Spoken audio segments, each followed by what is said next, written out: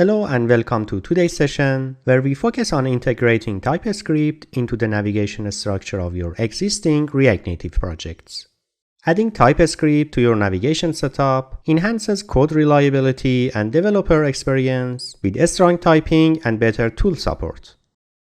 Before we dive into the specifics of adding TypeScript, make sure your project is set up for React navigation. If not, you'll need to install a few key packages to get started. These commands install the core navigation library along with some dependencies that support native capabilities.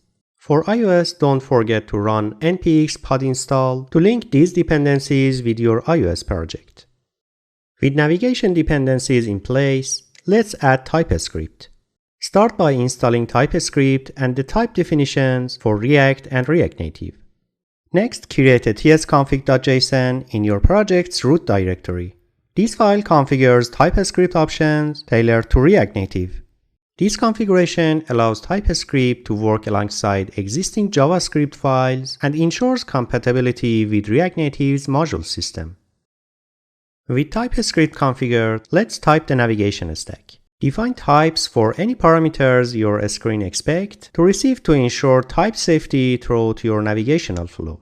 Here, root stack param list specifies the parameters for your screens.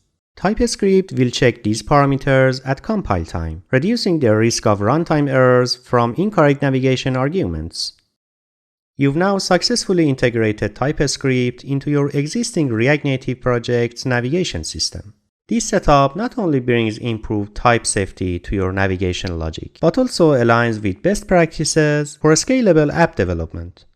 Continue exploring TypeScript's powerful features to enhance your React Native apps. Join me next time for more advanced techniques and tips. Don't forget to like, subscribe, and hit the notification bell so you won't miss any updates. See you in the next video.